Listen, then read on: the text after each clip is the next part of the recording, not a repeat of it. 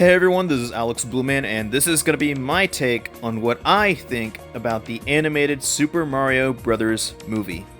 And before I do so, I just want to say that, like with the OG Star Wars, I wasn't the biggest of fan of the video game franchise. It doesn't mean I hate it, but it's just that I grew up with other things.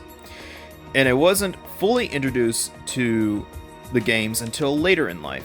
But of course, I was introduced to Crash Bandicoot in my earlier years, and with all that said and done, I did play one game, which is Super Mario 3D Land on the 3DS, and it was a fun time.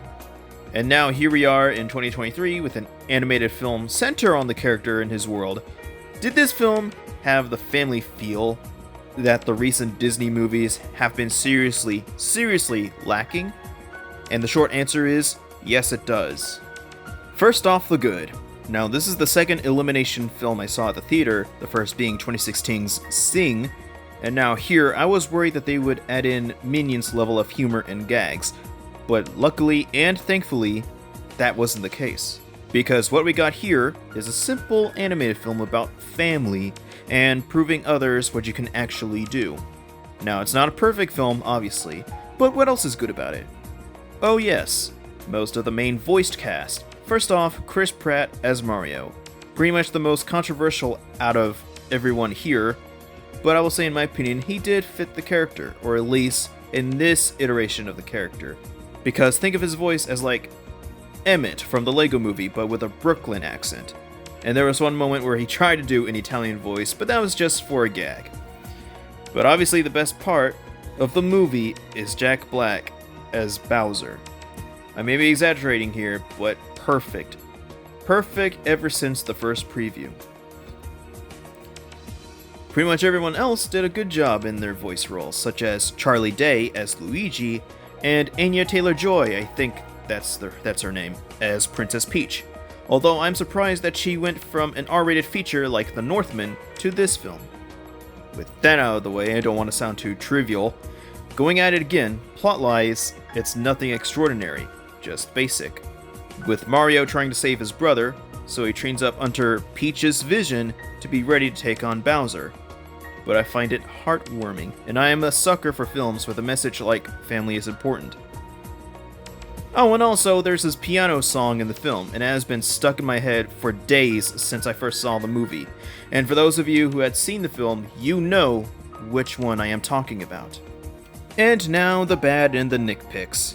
And I can only think of a few, which is, oh yes, Seth Rogen, of all people, as the voice of Donkey Kong.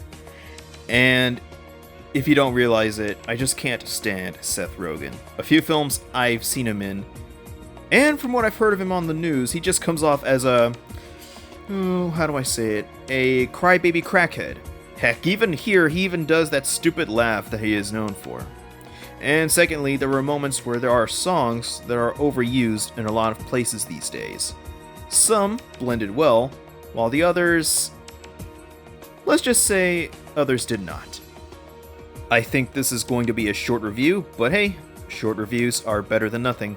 The best way to describe Super Mario is that it's a video game disguised as a movie. A perfect polar opposite of Last of Us from a decade ago, which is a movie disguised as a video game. Definitely gonna get a lot of flack if the fandom finds this video, but in any case, I had fun, and my siblings had fun. So I'm pretty sure a lot of you who have already saw the movie did too. But for those of you who haven't, I do recommend it. Especially if you want to have a fun family time. It's not a perfect movie, but it is, in my opinion, a good movie. So I'm going to give the Super Mario Bros. An 8 out of 10.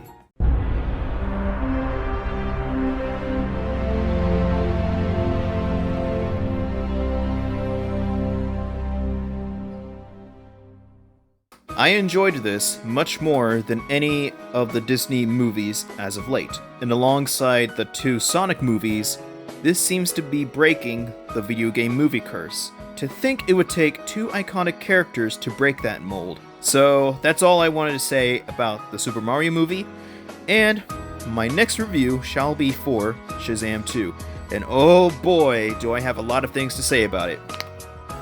Until next time, I will continue my playthrough of Resident Evil 4.